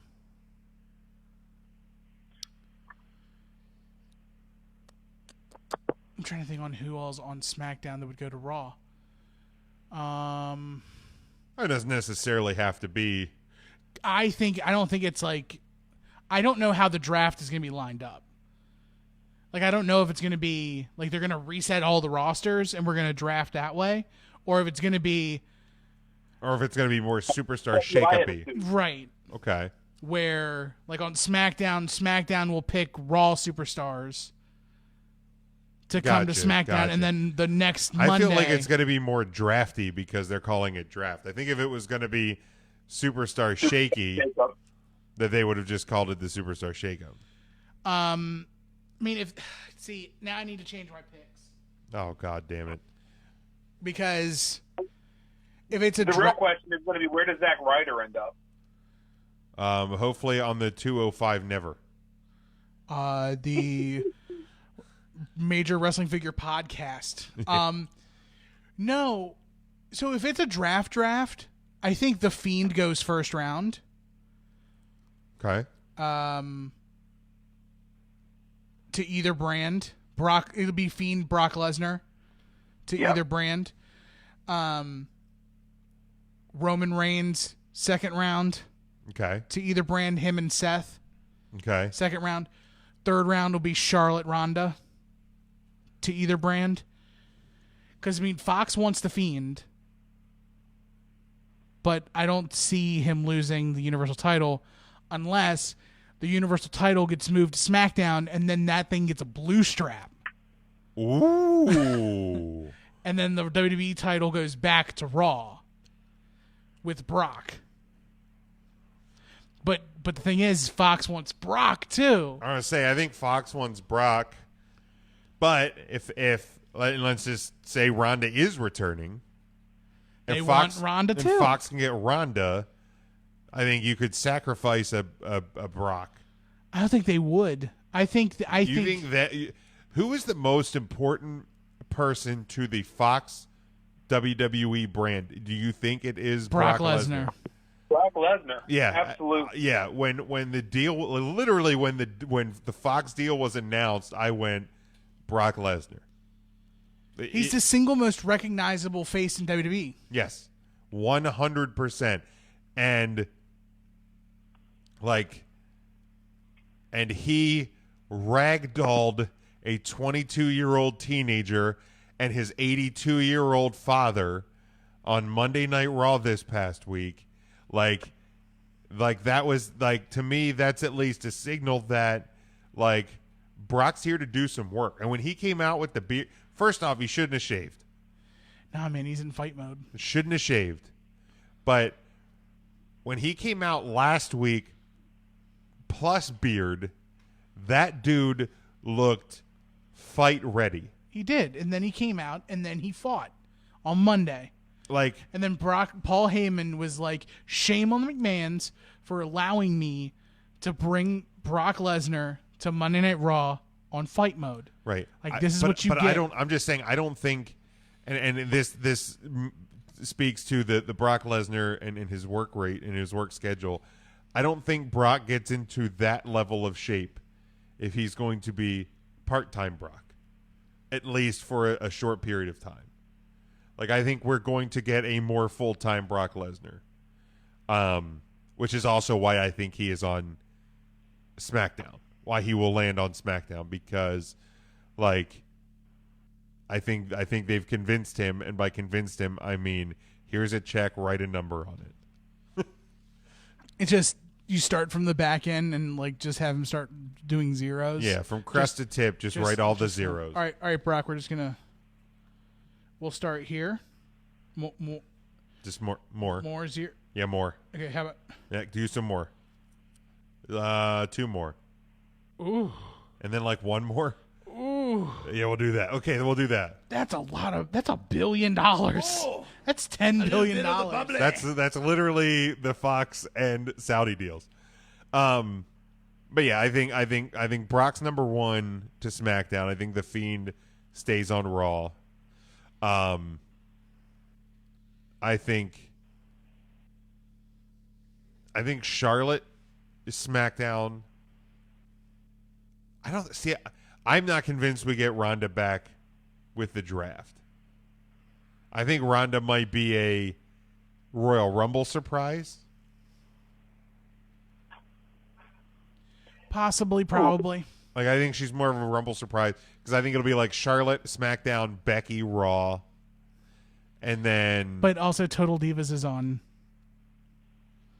and Ronda's on that. Well, that's true. That is true. I feel like the WWE needs to flex nuts with what they have. I also don't think that Total Divas has much impact on the actual TV product. Because, and if we're talking about ratings and if they matter, worst rated episode in Total Divas history this past week. I mean, did Natty cry on it? Probably, yes. I mean, I watched it. You don't even know if Are she you cried. all right, bro? I got an itch, dude. Like, Dude. I'm doing it. Oh, he's getting up. Like, I got an itch in the back of my thigh. Oh, man. Like, it's That's a big a old. it's a lot of itch. That's a big old itch. God, but my thigh is so big. It's so big. It's so girthy. Oh, yeah! It's my shorts and the Well, chair. keep those on, please. Well, no, it's like the I don't usually wear these shorts, Okay. and so my thigh is rubbing against Oh, the God. cloth. Oh, man, Ryan, you are missing this. Man, the chafing going on got to be Chafing unreal. and itching and scratching. Bro, man, my leg it's on fire. Hey, while Tim's talking real quick about itching, Tim, this one might be a little closer to you. If Brock Lesnar lands on SmackDown, on Fox, which is typically more of like an MMA network, more fight shows than USA's ever had, does that open the door for like Cormier to come in? Yes. I mean, Fair enough. I mean, Cormier's got one more. I think he's got one more fight left. Does it? Okay. I think him and Stipe Miocic is going to go to another fight, God bless you. and then after that, I think he's donezo. And you think Brock Lesnar, I don't want to say brokers that deal, but paved the way? I mean, Cormier is a huge WWE fan. Oh yeah, he'll be in. It's going to happen, right? All right, that was all. Okay. Your leg better? Just a couple of actually, I think we covered most of the news and rumor roundup. I saw earlier this week the Punk and Colt Cabana lawsuit got resolved or settled, I guess, settled out of court.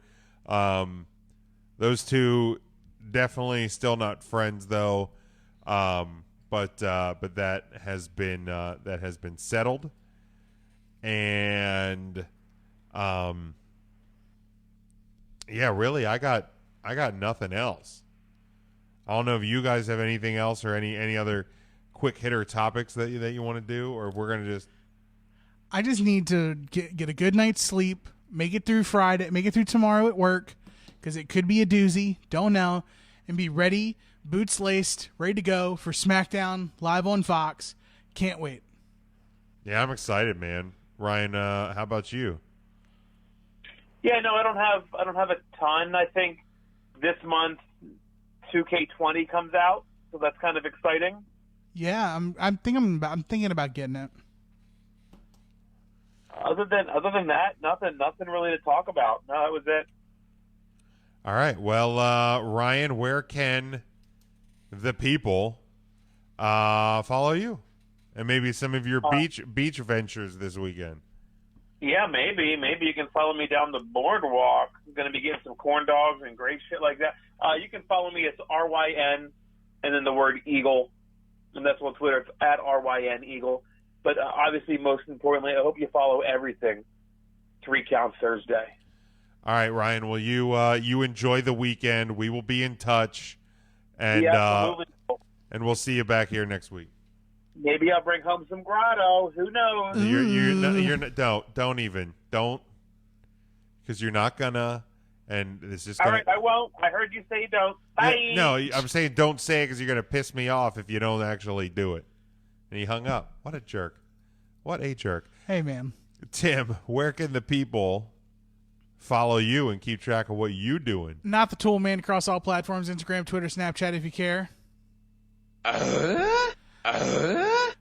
right, Twitch.tv. We got a double. Yeah, Twitch.tv/Not the Tool Man. For fun, I stream normally every Monday, Wednesday, Friday, but work has been just hectic. If you want to hear more wrestling topics that aren't necessarily your weekly look at wrestling, be sure to listen to my other podcast, Final Wrestling Place. We are doing, because I'm going to be out of town next weekend, so I'm not going to be able to record. So we're recording 2 episodes. Don't know which one we're doing, but one of them is sure to be controversial because we're going to dump all over it. I don't want to announce it because I don't know which one we're going to do, but it's either one WWE, one WCW. It's going to be fun either way. Thank you guys so much for watching along, listening, wherever you consume our podcast. Much appreciated. All right, and you can follow me at Big Jim Sports on Twitter. But the most important thing is following along with everything 3 Count Thursday. That is Facebook, Twitter, Instagram at 3 Count Thursday, 3CountThursday.com.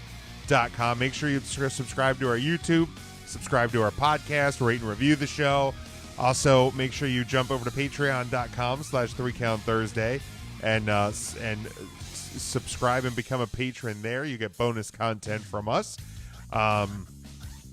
Merchandise, whatamaneuver.net, our collar and elbow brand deal, and much more. We are proud to be part of NGSC Sports, and the sponsor of this show is Alicia's Pillows and Things.